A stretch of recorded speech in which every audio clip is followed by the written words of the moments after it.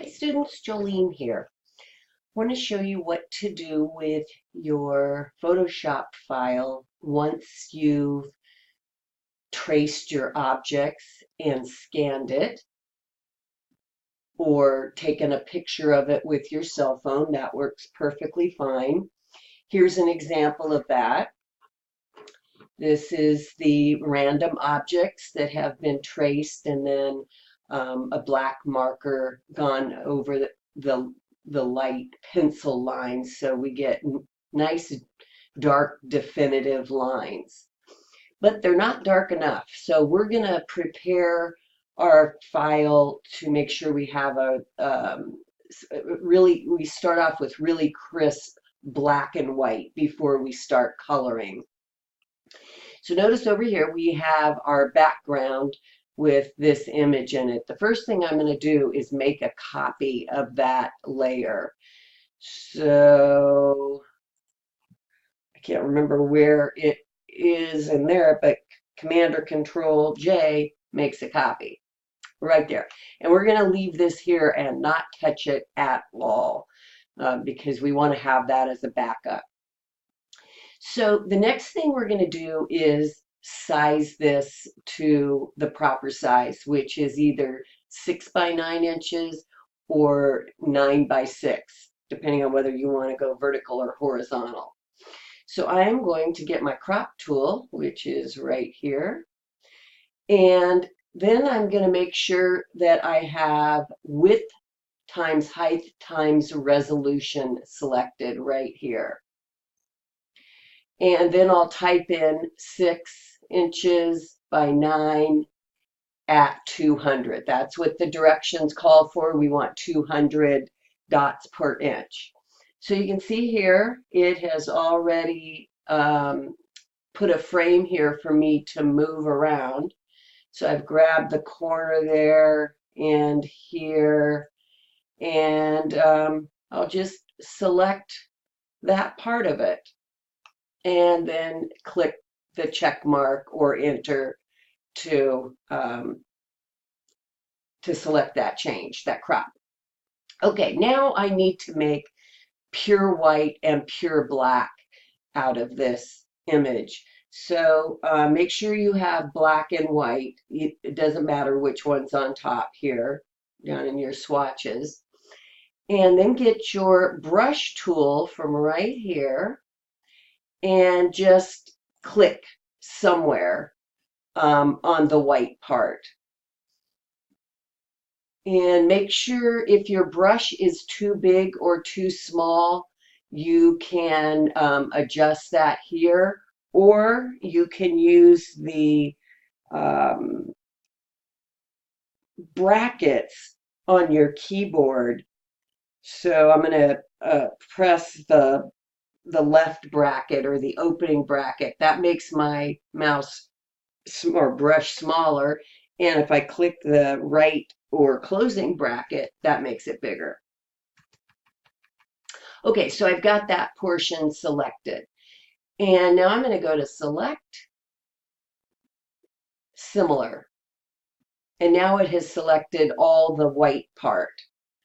Now I'm going to go to Edit, Fill, and I'm going to tell it for the contents to fill it with my foreground color because my white is on top.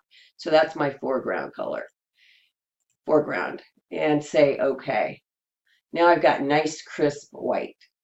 Now I'm going to go to Select, Inverse.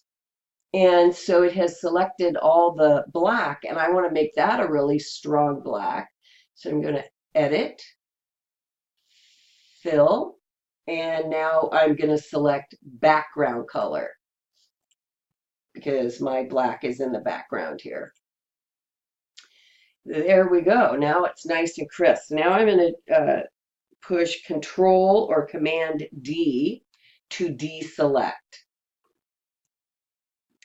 Then I'm going to take a look at this and make sure I don't have any little fragments or just little weird things that I might want to clean up. So I've got my brush tool here and I have white on top for my foreground color. So I can paint with that. So maybe I don't want this one little piece there. So I'm going to use the bracket keys on my keyboard to make my brush a little smaller. I'm using the left bracket, which is the opening bracket. Oops. I had selected the selection tool there. I actually want the brush tool. All right, so I'm going to go in and just paint over that with white. And if there's any other little fragments, this actually came out pretty clean, but maybe I want to make that line there not so thick. Paint out that little piece. That looks pretty. Well, there's another little thing there. So that looks pretty good. Now we're ready to start adding color. Before we start adding color, I'm going to do one more thing here, and that is that we're going to add guides to this to make sure that we stay within the bounds. And I'll show you what I mean by that. All right, so we have a ruler here and a ruler here, just like in Illustrator. Right now, this is in pixels, measurement in pixels, and I want it to be in inches. So I'm going to make sure I have my cursor right over that ruler, and I'm going to right click and change it to inches. So now I need 1/4 inch guides. So let me zoom in here, and I'll come to the side here, and that's 1 inch there. There's 1/2 inch. There's a 1/4 inch right there. So I'm going to drag in a line from there, a guide, and then one on this side. And I don't like where I've placed that. I'm going to move it a little bit to be more precise. And now I'm going to come over and do the same thing on this side. Let's see, 5.5. There's my 1/4 inch. And now I can tell there's something wrong because this little area right here should be a square. So one of my lines is incorrectly placed. 5.25, 5.5, and it looks like it's the top line. So I'm going to go back and fix that. That should be right there. Now I've got that square there. All right. Now I'm going to come down here and bring a line from the top to the 1/4 inch mark here. All right, so now we have our guides in. And that's for when we put our type in, we want to make sure that we don't go beyond that line.